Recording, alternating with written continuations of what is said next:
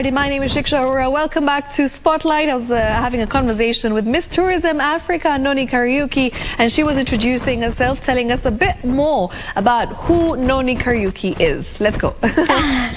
Let me start again by thanking you for having me. Yes. I'm having such a great time. And my name is Noni Kariuki, Noni Kariuki, mostly known as Noni Kariuki. Yes. Miss Tourism Africa, the very first Miss Tourism Africa. Ooh, from Kenya. Amazing. Yes, I am a young career journalist. I am a climate activist and an environmentalist, and I'm also a creative. Okay. So now under the creative is where I get to explore my talents and nurture them, including being an actress and author. I love writing, I enjoy writing, and now also modeling, which has now led me to being crowned the very first Miss Tourism Africa. Amazing. Yes. So, you know, Noni, you are, of course, an eco-warrior, you said, and you really fight for the environment. Yeah. You know, being an activist is one of the things that you really are passionate about in terms of climate change. Yeah. So what is the one thing that led you to take part in this pageant? Because the whole Miss Tourism Africa, it is about the environment, it's about saving the planet, it's about creating awareness when it comes to climate change. So you can tell us a little bit about your journey and why exactly Miss Tourism Africa? Yeah, oh, thank you. So, well, the journey started a long time. Let me start, because now it starts with my modeling journey. Okay. You know, and I grew up, you know, partly in the village in Embu County. Okay. Mbere South. Shout out. They are watching. So in the village, you're not going to see, you know, like a beauty queen walking around and all. So I didn't get, you know, that inspiration from quite a young age, but then it came in my teenager years. Okay. Where maybe that's in high school now, where we get, you know, to get exposed to talent searches in schools and all. And I modeled and designed, and I loved it. I did so well, considering that it was like my first time. So I knew that was something that I was going to pursue. So going to university, I went to high school that was in Chicago Girls, Embu County still, and then I went to Kenya Methodist University. I followed through with my modeling. Yes. And along the way, and it was just fun, glitz and glam and all that, you know, but along the way I came to realize that people would want to hear what I'm saying. So pageant was giving me a platform, you know, to raise my voice, to raise awareness on different issues. And you find that, like, in the modeling that I do, which is beauty pageants, where you now have like the Miss and Mister and all, you have to have a pet project, and this is like an advocacy that you champion for. You know, this is about humanitarian activities, you know, visiting children's homes. You find what you're passionate about and then you advocate for that. And I found that this was giving me so much joy and peace. If it's spending time with the children in the children's homes, I really found my voice advocating for different issues in the society.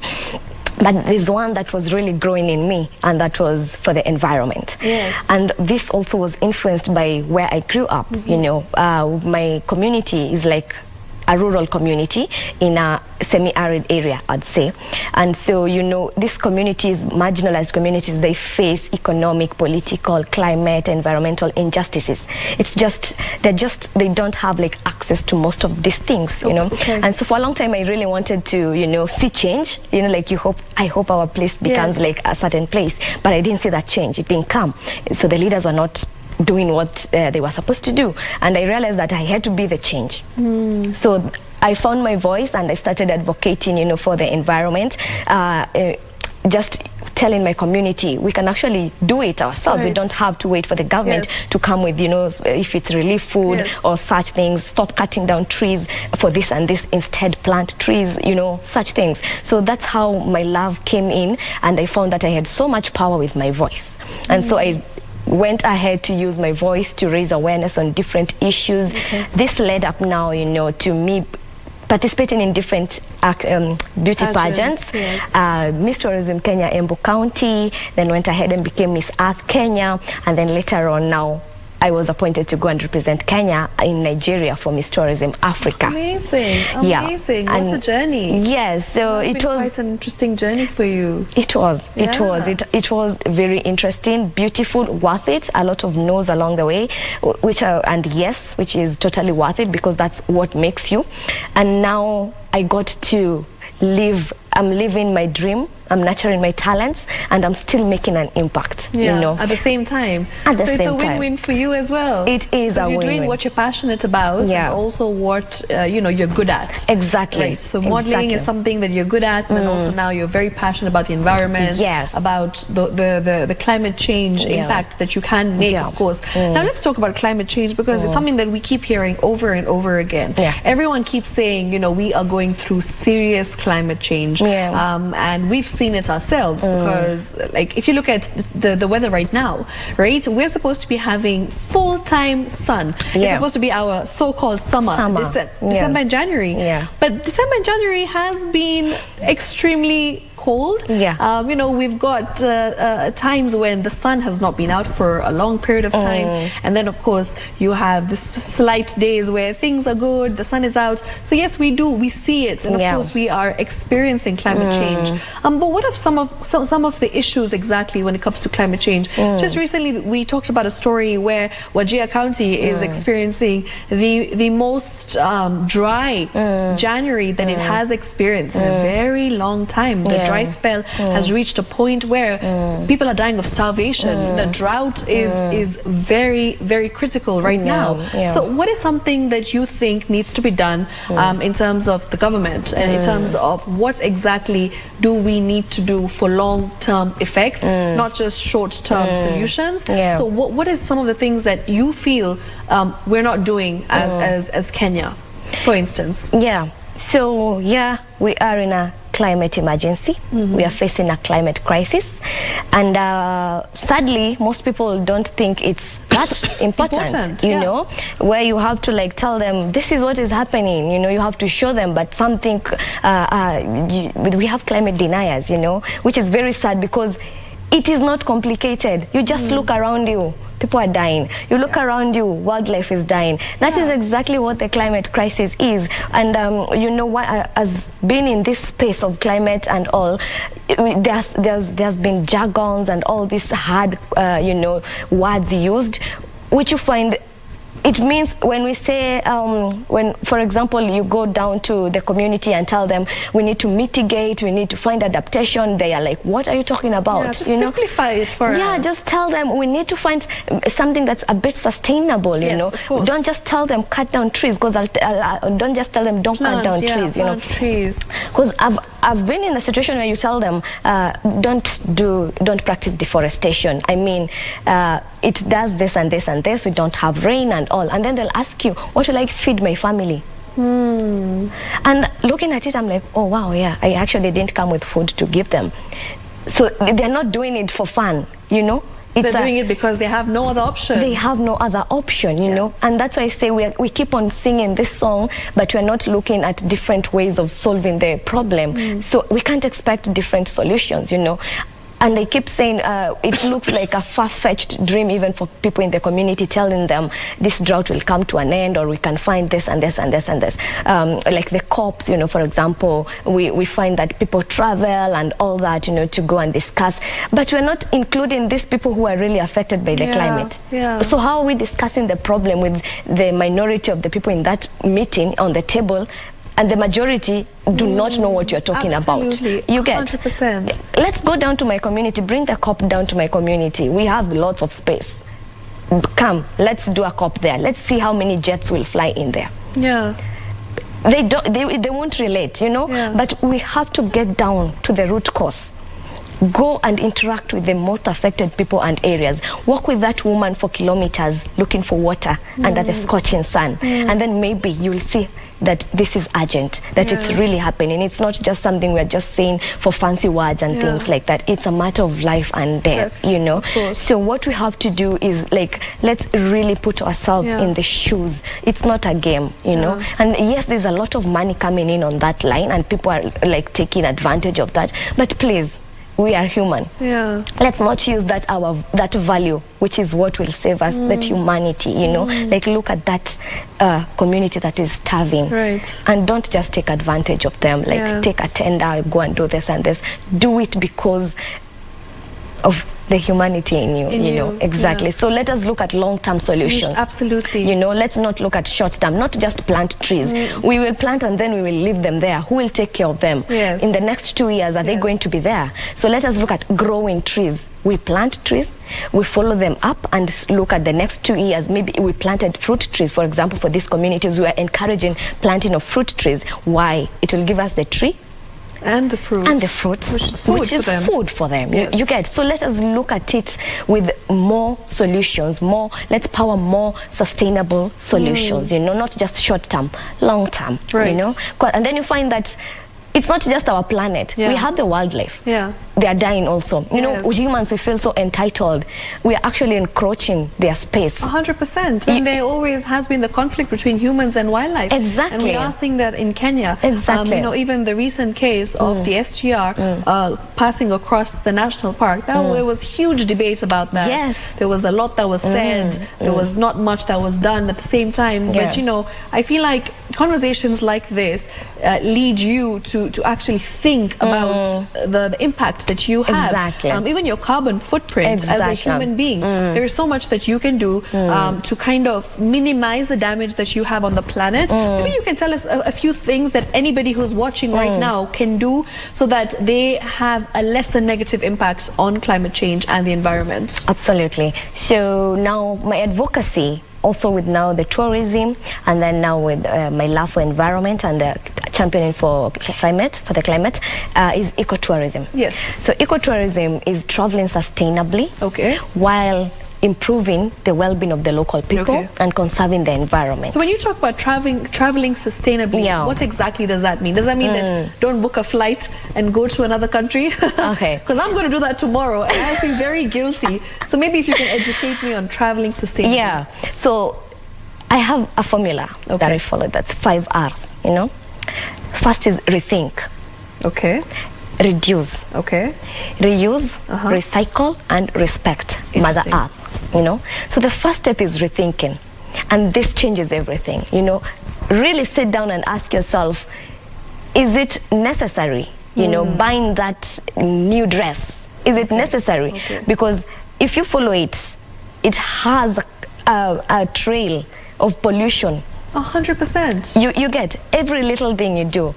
The industries, they are, I mean, for the consumers, there's only so much we can do because we're consuming, you know, what we are given. But the industries, they are the big industries, the government, you know, the people in power, they, especially the fossil fuel industry, they have the power to, you know, make that big change. We can do the little we can do as me and you, rethink, reduce, reuse in the small things we do. But the people who are really polluting the environment and, you know, the fossil fuel industries and all that, that's why we are really working towards, we're advocating for clean energy, you know, let's go electric and things like that, you know, because that's why, we will make steps, me and you and everyone else, but the people, the biggest change that's needed, you know, it's in the big industries, 100%. You know, and we might not have that power apart from using our voice to advocate, to strike and things like that. But we really need, you know, the big change to happen from, you know, the people in power, make those call for, if it's the government, put in those regulations, you know, like this and this cannot be happening and this cannot be happening. But you find again with the climate and all that, we are like, for example, the global south, these are the kind of the developing countries, let's say, and then we have the global north. These are the you know, most developed countries and all, and you find that the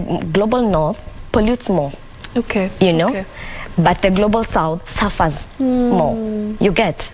So you know, it's very interesting that you mentioned that, because I actually read this article that says that if you look at the impact that it has on the food we eat, for instance, right? So like the amount of non-veg that is consumed, meat, for instance, it is actually really damaging the environment, and which is why America right now is the biggest polluter in that sense, because of the amount of meat that is consumed.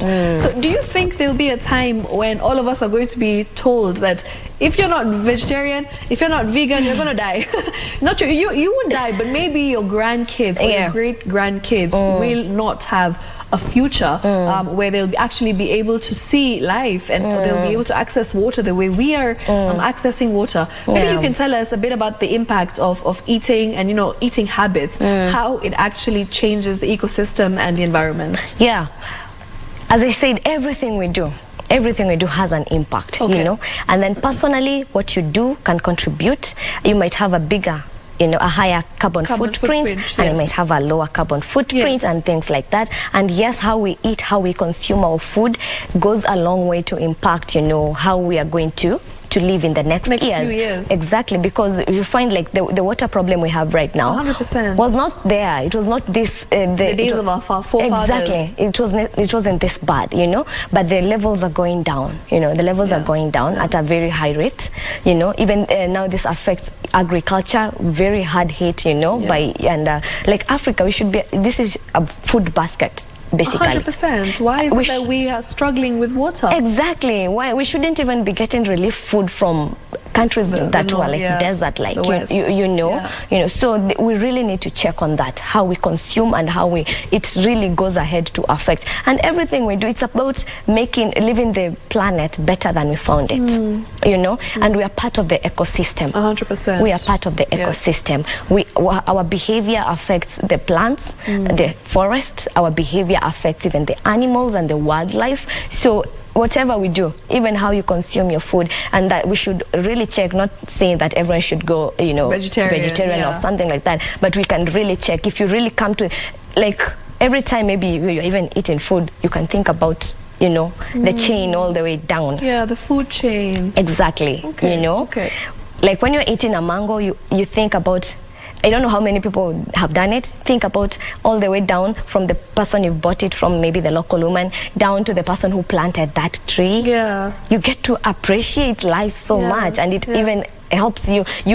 By the time you're wasting away food, you really think about it. Yeah, food wastage is a big issue. Exactly. You know, you see it in hotels, and when you go to restaurants, and you see the amount of food that is being thrown away. Or you, for instance, as a customer, you go there and you get like a burger, or you know, you get anything, and then you waste half of it. Exactly. So you're right. We also need to make those conscious decisions and also be very proactive in the sense, you know, if I want to eat this, finish my food. You know, these are small things that will impact and affect the environment in the long run.